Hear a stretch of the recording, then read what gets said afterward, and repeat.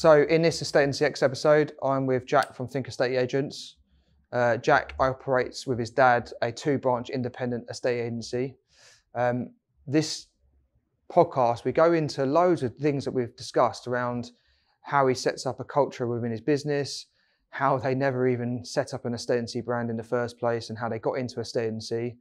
And a fundamental thing that for anyone listening out there is all around Jack's mindset towards change and how he develops that without overthinking, over procrastination, and just leans into it. So if you're anyone that's out there wanting and desiring change, this is a great episode for you.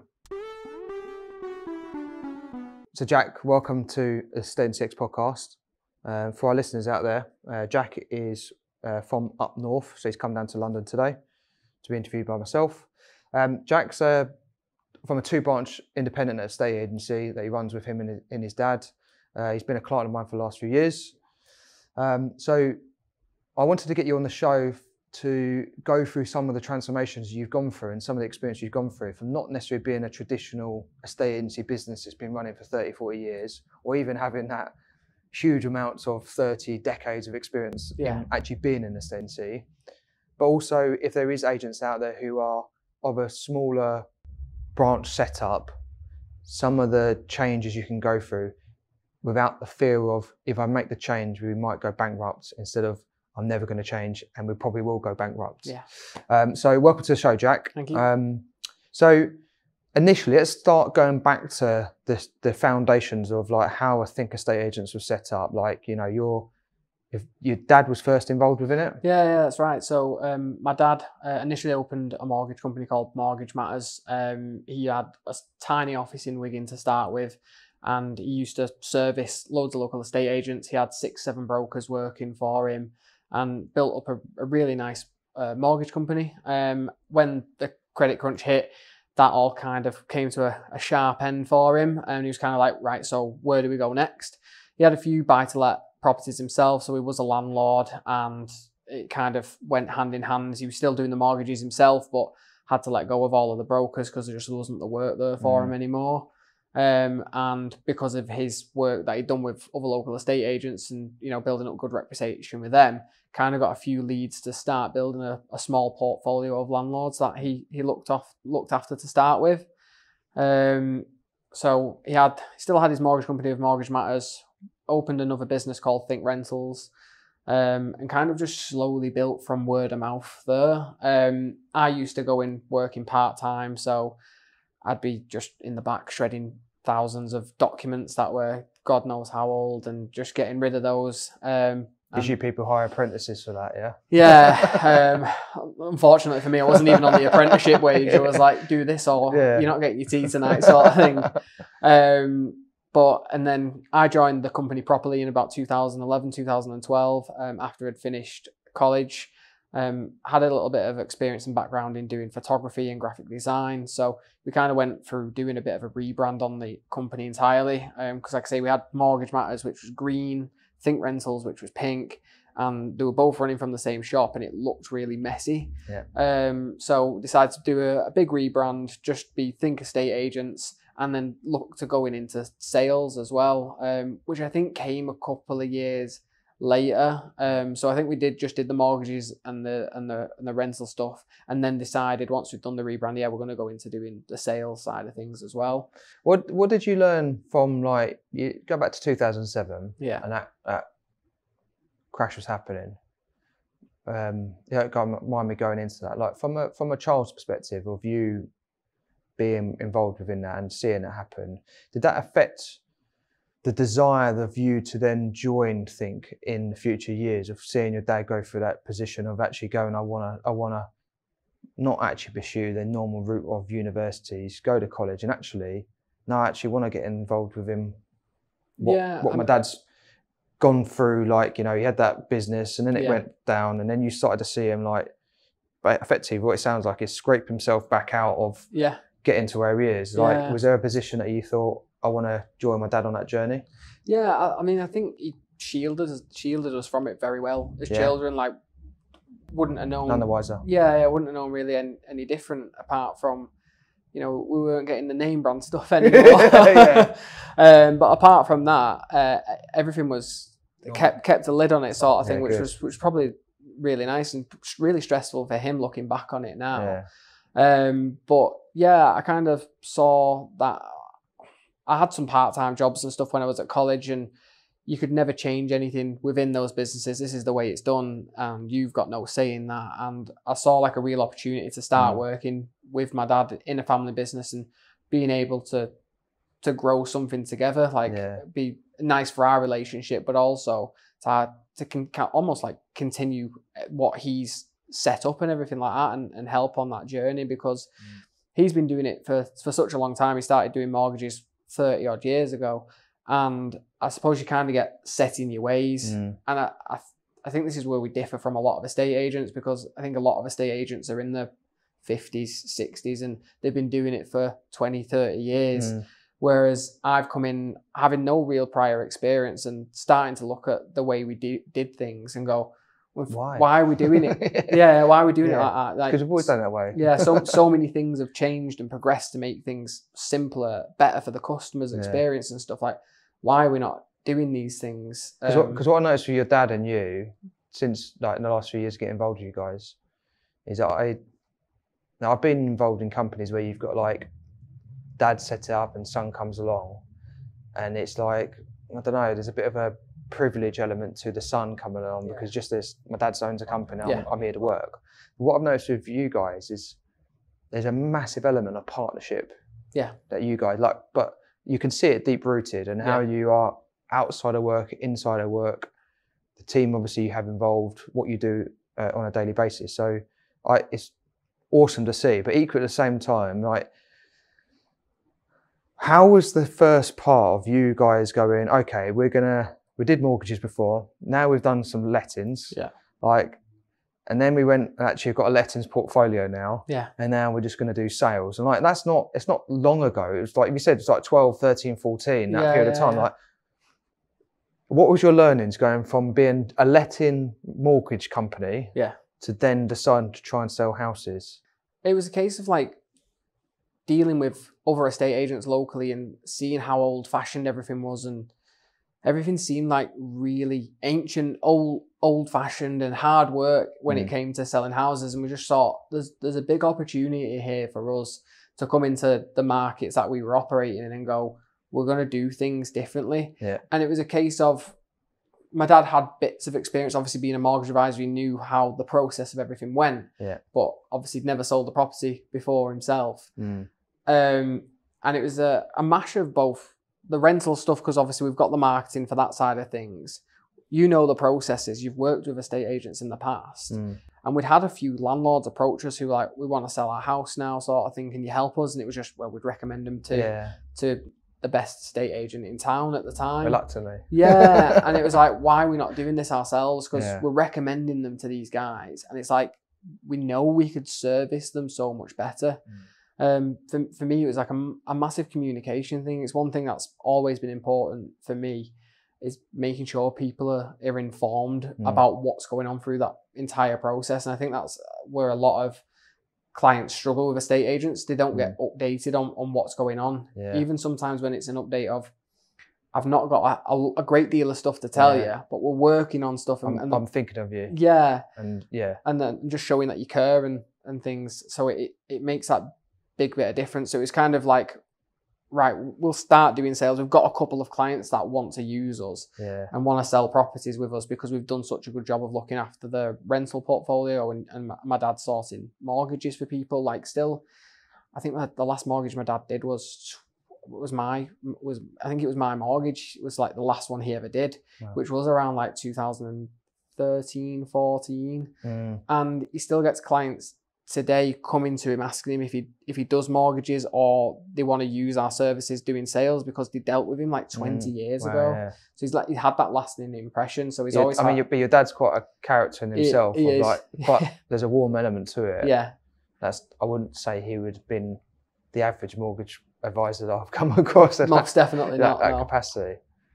That's really interesting. So, like, because I always find that most businesses are either set up with you either working for an estate agency, getting fed up with how things are being done or how clients are being treated, going, I can do this better, Or I find landlords or people who have bought properties thinking, surely this can be done better, and they tend to get into it. So obviously you're pretty much in that camp. Experiences either like from your dad's experience of doing funding for that process, or the acquisition of properties for other landlords, etc. So like when you came into that market, what did you feel was the differentiating factors that you found were like wrong and what you wanted to change? I know you said obviously communication, but was there anything else that you thought, why are they doing it this way? Like what made people think, yeah, these guys are a bit different? Yeah, I feel like in our town we've always been a first to do something. So like I'm sure when we started doing sales, there was still the main thing that some of the estate agents were saying is like, we're going to put you in the paper and advertise your property there, and it was like nobody looked in the paper for properties. It's like no one's going to the shop to buy the local paper to see your house in it, sort of thing. And it was either that or a case of, well, we'll list it on Rightmove and sit back and hopefully somebody rings to view your house, essentially.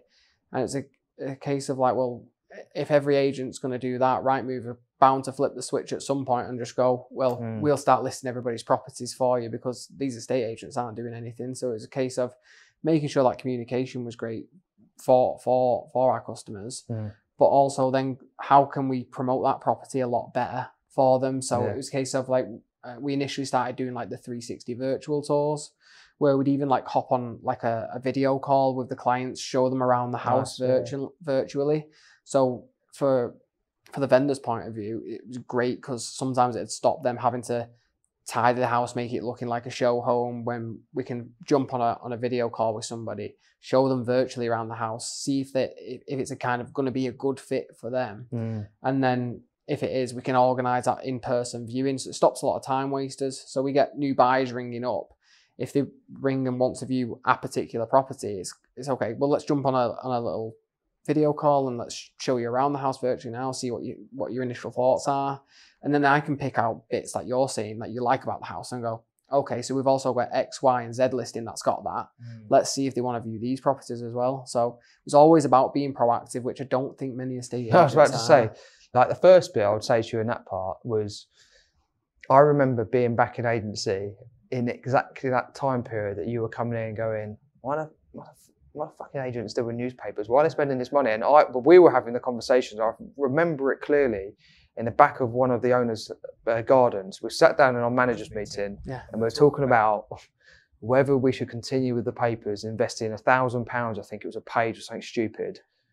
And then we were talking about social media and I don't think social media is going to be as strong. I think we need to stay in the papers because this other agency. Whereas because you didn't have those preconceived ideas and you go into it, you're like, no one buys a paper anymore? Why are people in? I'm not going to waste that money. So like, what's the alternative way?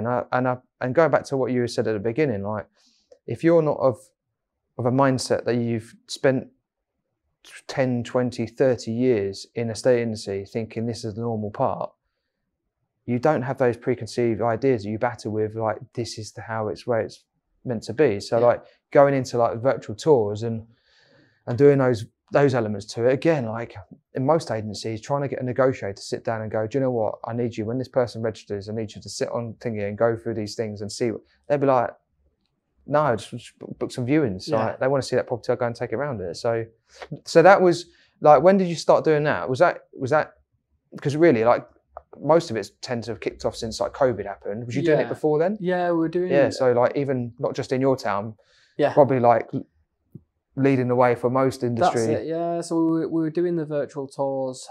It was only a couple of years maybe after we'd started actually doing sales. So it might have been like 2016, something around that time when we started doing those. But I suppose like the time before that, we were really kind of just finding our feet. And we were one of those, like we were very cheap and cheerful estate agent because we weren't worth the fees that we're charging now. We were still learning. We tried to give a great customer service, but it was also sitting back looking at the service that we've given and like starting to think, okay, where could we make this better? And then one of the first things was like, okay, let's do these virtual tours, because it's better for the buyers. We're not wasting their time. They might, who knows where they're driving from to come and look at this house, and they might absolutely hate it. Saving time for those. It's also saving time for our vendors, because again, it's a case of like they're making the house look like a show home to go out and let us show somebody around, which might be disturbing their Saturday or whatever it might be. We're kind of really looking after that journey of that customer, essentially making sure like their time's not wasted. We're doing as much as we can to start promoting the property for them. And what else did you feel like you just did first when you said?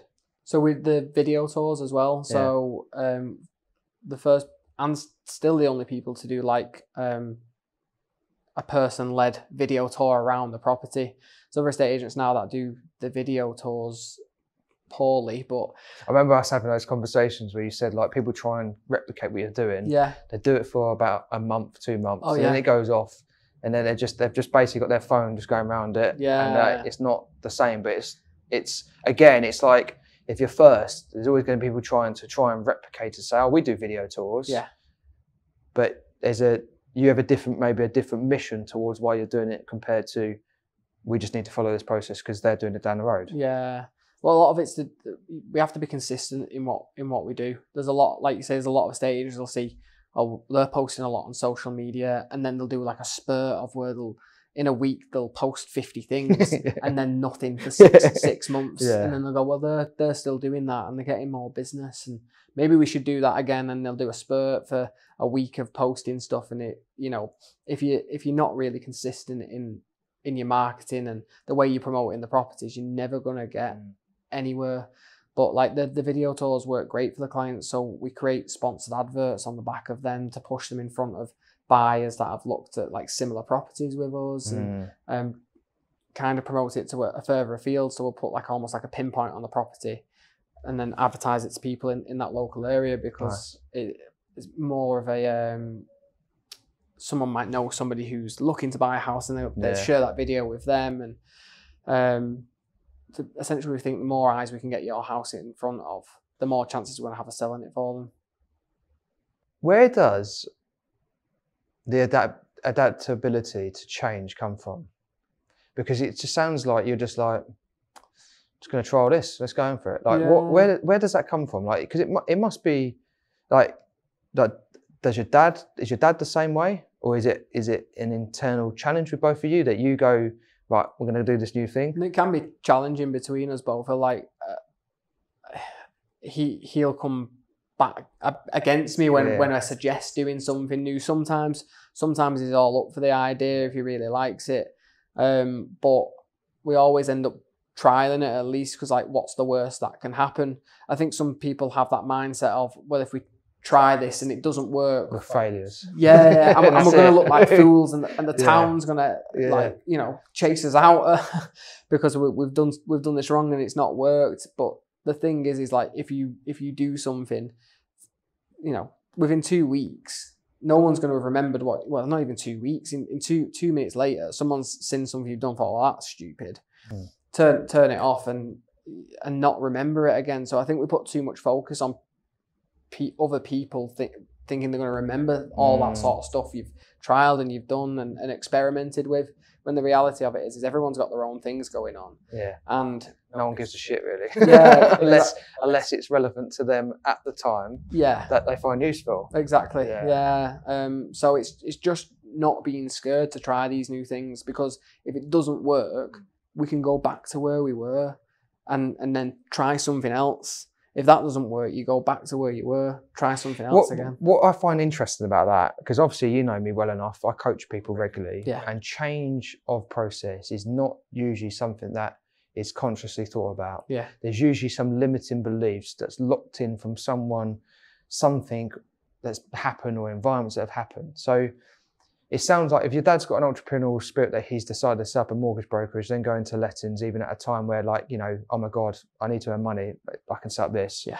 You've gone, I want to go and help them on that journey, and you've gone through these processes of change. Like have you always been that way? Like you must have had some form of environments you've been built up in to go, just going to trial it, see what's the matter with that. Like, I don't know what it was. I think something clicked in me. Like I've not always been this way. I think you've almost got to create not a want to change. You've got to create that need, because if you only want to change something, you're probably not going to do it, or you might float the idea about but never actually follow through with it. Whereas if you actually create, we need to do this. Desire for it. Yeah. If you create that need, then you're going to push through and do it. And I think I take that aspect into every part of my life now, whether it be like looking after my mental health, looking after my fitness, and looking after the business. If I'm not constantly working on these things, we're going to end up going backwards as opposed to moving the business forward. You're going to stay where you are and end up like most of the other high street agents now that are just massively outdated, because they've not changed anything for 20, 30 years and still doing them same processes. So it's just not wanting to change. And what you said, like you said about that, where was that? What was the catalyst? Was there anything out there you just thought, do you know what? I do need to, I'm going to set these processes up. I'm going to become this person. Was there any catalyst that you thought, like, do you know what? Like, I'm just going to lean into change every time. I don't know. I don't know where it all began, to be honest, but it's kind of a case. Growing up, I was always like a really anxious, nervous kid, and at some point, probably charity work got me into changing the way I did things, and I just used to say yes to doing stuff. So like I took on something that people would never thought I'd ever do in my life, and because like I say, we used to go on family holidays, and my mum and dad used to have to like draw maps, like this is exactly where we're going, this is how long it's going to take. I was terrible. Yeah. And then I signed up to climb Kilimanjaro, and it was like the hardest thing I've ever done. And I had to raise a lot of money to do the trip as well, which I thought was going to be really difficult. So that kind of took me out of my comfort zone, because I made stretch goals. Yeah. And it all probably stemmed from doing that, looking back and just pushing myself. I'm like, okay, so what's next? Where can I push myself? Yeah. I'm wanting to challenge myself into doing new things and challenging other people's beliefs, I suppose, on like, well, yeah, that's the way you've always done something, but why? I'm like, there's so many other better options now, and not being afraid to admit like we've done something wrong or there's something better. And I think that the staff all have that mindset as well. Like none of them are afraid to go, this process isn't working, I've thought of something better. But I think if you're a leader who is leading a team of similar mindset to people, but they see the vulnerability of you as a leader trying something and failing, and then going, right, what have we learned from this and what can we do differently, and let's go with the next version. Yeah. A lot of people, like I was only speaking to a client the other day and they're talking about videos, which I know, like, there's some of your video mates, I love that one. You're like, I think you were like dancing or singing before you did it. I thought, brilliant one, full of identity, full of personality. But I was only speaking to an agency the other day and they said, well, we're going to get into videos. And I've told them they've got a script for them, and that's the script, and we're going to get them on camera and he's professional and blah, blah. And I was like, you're already stifling any authenticity or any ability for them to fuck up on camera or fail, or so like within that process you're never going to be allowed to be any form of creativity, because they're already scared of taking that one step. So you wonder why, like you look at your team and go, right, is everyone going to get on camera? And they're like, no one wants to buy in. It's like you have to look at yourself as a leader, like am I encouraging buy-in from a space of, look at me, I've tried to do this, and look at my learning journey, come on that journey with me. So it's brilliant to see. So go fast forwarding, like from 2014, you're coming up to sort of the COVID period we had, and then obviously we started to get involved within that. So in that journey there, like what led you into going from, okay, like newspapers aren't the sort of thing for me, we're going to start to do marketing a little bit differently, and then going into sort of more of a digital space. So what was the steps as a partnership with your dad, or was it a case of like you going from maybe a different aspect of how you use maybe social media to maybe your dad? Like, yeah, so my dad was really good, really, in terms of kind of seeing his background and having the experience of knowing how everything works in the industry, and going, okay, well, he's young. He knows how social media works. He knows how he can promote the business in a better way, and just kind of had me the ropes to kind of look after that aspect of the business, and was willing to back me on different bits and pieces and try new things. Like when we came to you guys, it was like it was when COVID happened, and it was kind of like what's actually going to happen to business, and then we've just decided we're going to spend a lot of money now committing to this entirely new system, but at the same, it couldn't have happened at a better time, because it gives us that momentum to set everything up and get some processes in place, and again, just using that mantra of like, we need to keep pushing forward, and we need to create change in the business, because if we don't, we end up like every other estate agent. And it's quite interesting because like Mark and I are only talking on another podcast around like the difference between incremental change to keep up with the baseline of everyone else doing the same thing, or what's the leap of change that I can do. It's still in the small steps, building that momentum, building that consistency, but what's like a bigger step that I can take that actually creates change, that I'm making a change in the market rather than I'm just changing to keep up with the market. So yeah, I mean, especially in COVID time, like everyone looked at the costs and that lot and what could be done, and then obviously you came on board. So like at that stage, what was your involvement with like doing like marketing content and lead generation and that sort of side to it? Was you already establishing that role of doing that as an agency or as a brand? A little bit, but we've got into it a lot more since we started working with you guys. So we were doing bits and pieces and like sort of trying stuff, and I think sometimes it was that case of we'll do a few bits and then it kind of fades away, like the other agents, like the other estate agents did. Yeah. And then when we came to you guys, it was kind of like, you just need to be consistent with it. It's a long game that we're playing here. All this content that you're creating, these helpful guides, all this sort of stuff is not to win instructions now. It's you're playing a long game of helping your community, helping them understand the sales process more. And then they go, they won't even look at another estate agent when they actually come down the line to sell, whether it be 18 months, 2 years later. They've had so much helpful information from us. They've seen the property videos that we do. They've seen the personality that we put into them. We're not very robotic in the videos that we create. I don't think I ever script a video. The only videos that we ever script are the ones where we do the market updates, because we put some stats and stuff in there. Apart from that, everything's just off the cuff. We'll see what happens. Like I was so surprised the other week. We had a job opening and we'd not advertised it anywhere yet. And I was just in the office. I'm like, right, guys, we're going to make this quick 20-second video. I was like, I don't know what I'm going to say. I'm not sure what's going to come out my mouth, but you're all probably going to be in it. So just prepare to give us a wave or say something.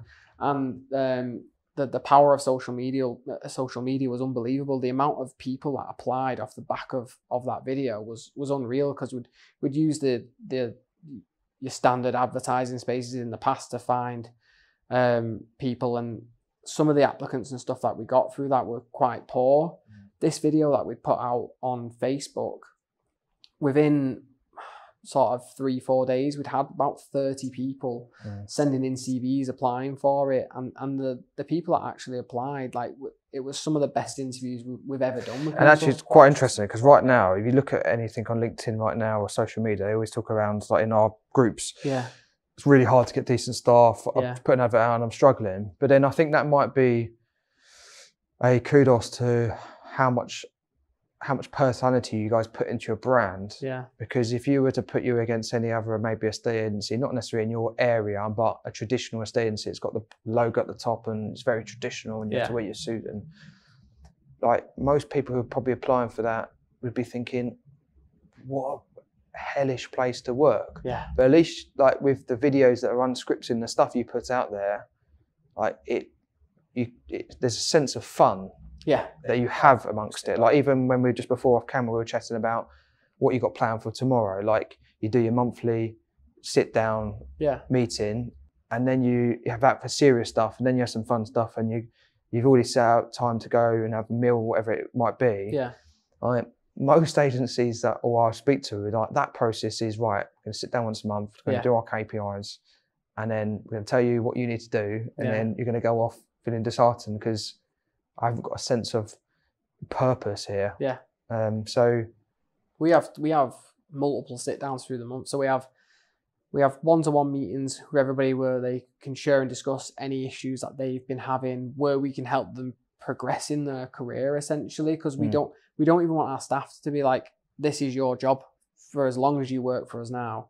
Like, I want to progress them through the business. Nice. Like we've brought Matt and Jade along with us today whilst we're filming this, and the two like rising stars in the business essentially, that there's a lot of potential for them going forward, and they know it, and they can see progression paths for them, that they're not going to be stuck in that role forever, which I think of a lot of traditional estate agents, this is your role, don't. But I think it comes down to more like, we are fixed as a business, so we're only going to do this. Yeah. So everyone's sitting there thinking like, yeah, what else is there for me? But if you've got leaders going like, I don't know where we're going to aim to go with this, but like the goal is, and the mission is consistent growth. Yeah. And have fun and long, and like you're going to come on a journey. At least then they can see like, if I join this, I'm not just going to be sat there, and like you said, like the traditional agent that's been there 20, 30 years who hates their job because it's the same, it's like Groundhog Day every day for years after years after years. So you can see why you have that element to it. No, but it's nice, it's refreshing to hear. And like, setting it up, has that been from day dot, or did you go through a trial period area when you started to expand your teams that you thought, I need to, like, we should look at really like who we're recruiting, or has it always been?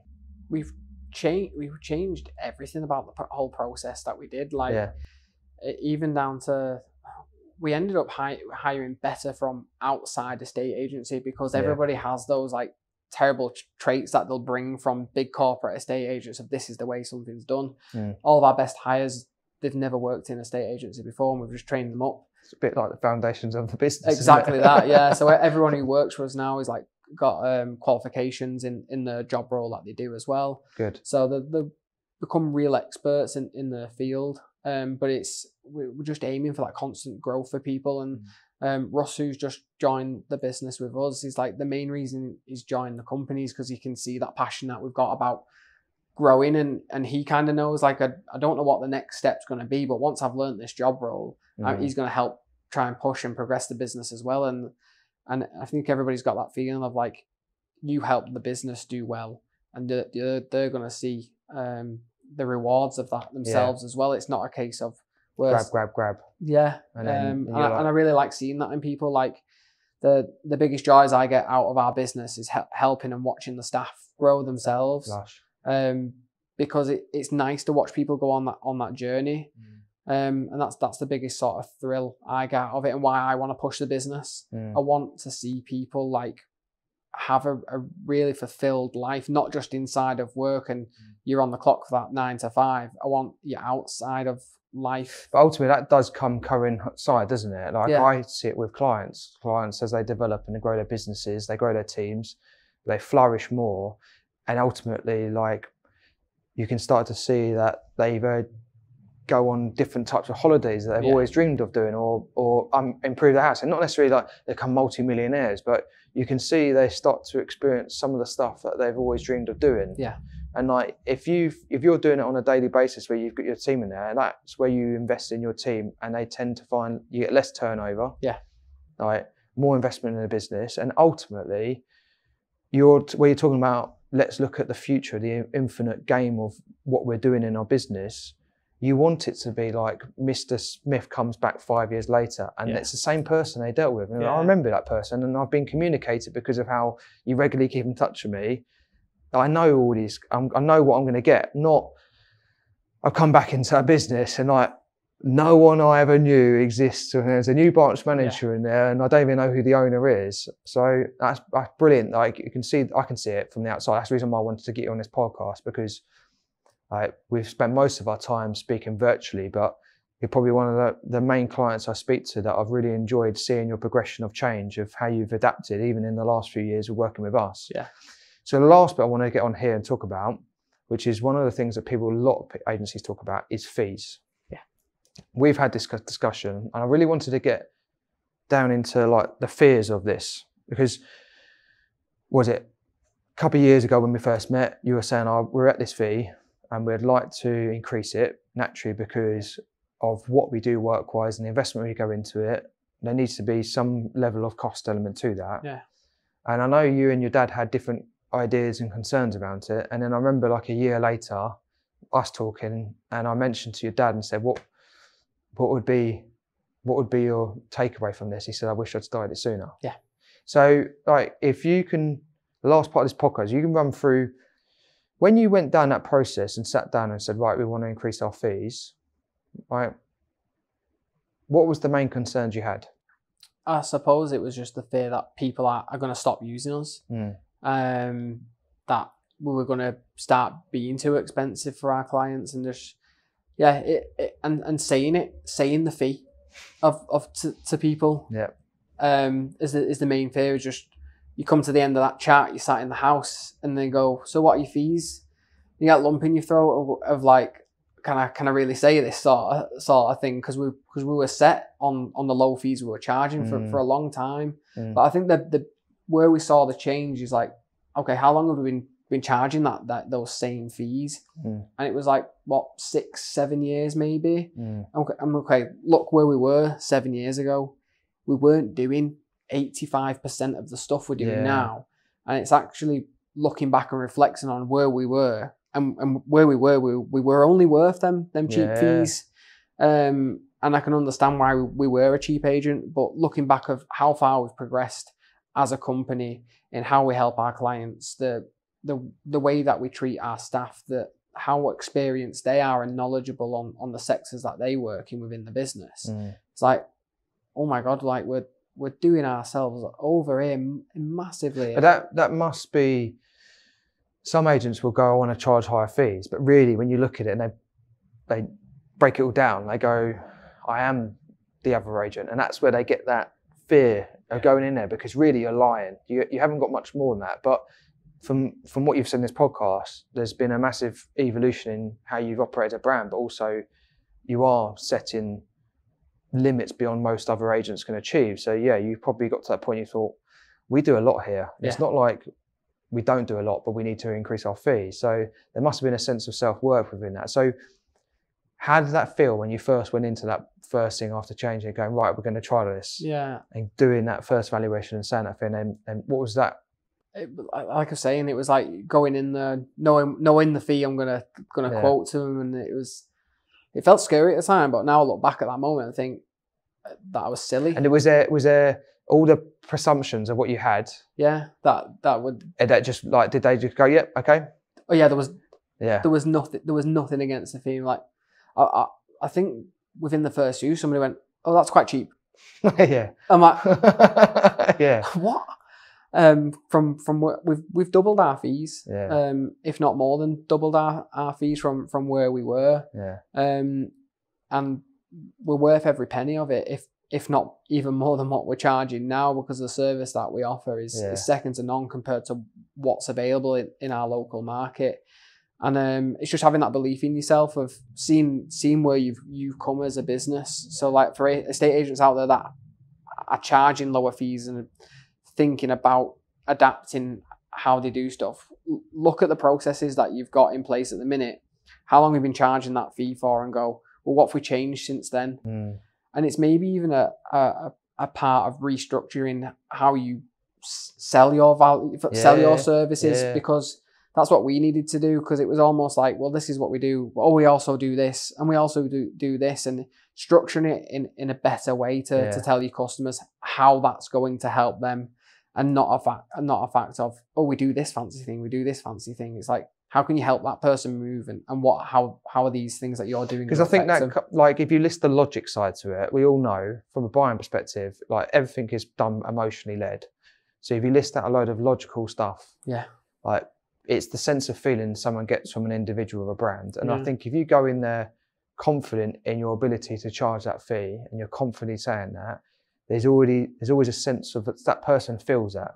Whereas if you go in there knowing that you don't feel the value of it, or you're being a bit slimy because you're just trying to get screw someone for fee because you've been told you need to get X amount of listings on, there's a sense that someone can feel that desperation just in how you're subconsciously putting yourself out there. So that's great. So I loved it when you told me that and the conversation around that. So like if anyone's listening out there, do reach out to Jack if you're in that boat and just talk about some of the process you probably went through on that. So finally, like what's the future of Think Estate Agents? We want to keep expanding, starting internally with the staff that we've probably got at the moment and progressing them onto new paths. We want to essentially have agents in towns looking after that community, so the communities that they live in, and be really focused around that sort of community side of things. Like that's the person that you go to, not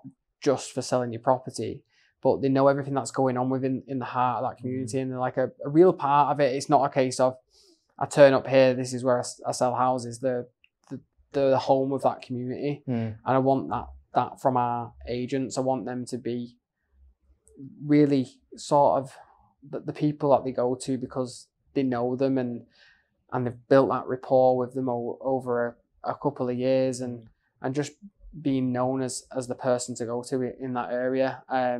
I think the personal brand of that's going to be really important for the people, and less so it's nice to have that think behind you sort of thing, and you've got that big business sort of thing behind you, but most people want to know the person and really delve deep into that. So for us, it's going to be spending a lot of time with that person, building their personal brand, as opposed to building the think side of the brand. It's going to be just really personal for that person and the area that they're going to be looking after. Nice. And I know you well enough now that you have that personal local connections, because I see it on all your stuff that you do. And like even I had a conversation with only a client last week, and I was talking about it, saying like from a brand perspective, if you're becoming a data-driven business that is a marketeer for your teams and your company, whether that's self-employed partners or individuals. So if you see your mindset as your business being that way, rather than just being an estate agency, your strategic plan is different, because you're like, how do I acquire more data to communicate with people on? Exactly. And also from a marketing perspective, how am I communicating to those people, to the individual people in my company? Yeah.